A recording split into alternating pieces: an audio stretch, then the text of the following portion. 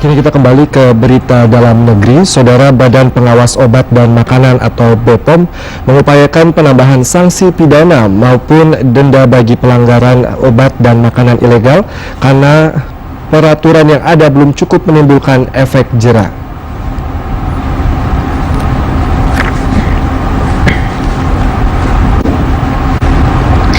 Catatan Badan Pengawas Obat dan Makanan (Badan POM) menunjukkan pelanggaran terhadap peredaran obat dan makanan ilegal hanya mendapatkan putusan pengadilan terberat, yaitu pidana penjara selama 2,5 tahun.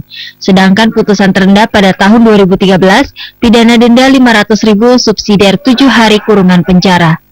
Hukuman yang telah dijatuhkan tersebut dinilai cukup ringan sehingga banyak pelaku pelanggaran kasus obat dan makanan ilegal tidak kapok dan mengulang aksinya.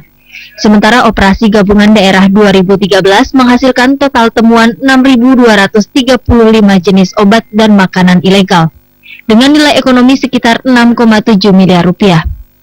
Operasi tersebut juga menghasilkan 67 perkara yang telah cukup bukti untuk dilanjutkan ke pengadilan. Kepala Badan POM Royce Paringa di Jakarta menyatakan pihaknya akan menangani masalah pelanggaran hukum tersebut bekerjasama dengan aparat penegak hukum.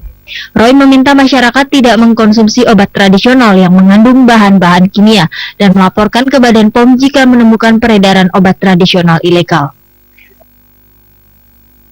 Penyalahgunaan bahan berbahaya tahun lalu 9%, tahun ini 6% semester pertama.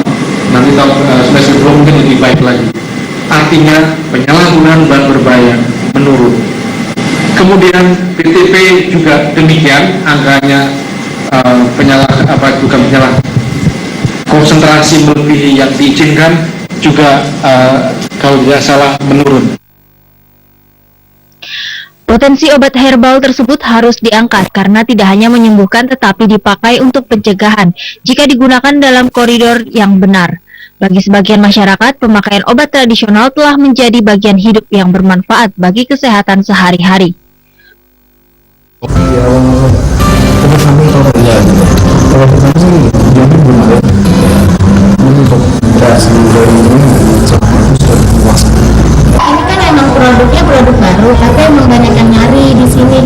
Sampai di klinik saya udah habis, tetap ada aja yang nyari. Produk obat tradisional dalam negeri menunjukkan tren peningkatan dari sisi kapasitas produksi, penjualan, variasi produk, perolehan devisa, dan tenaga kerja.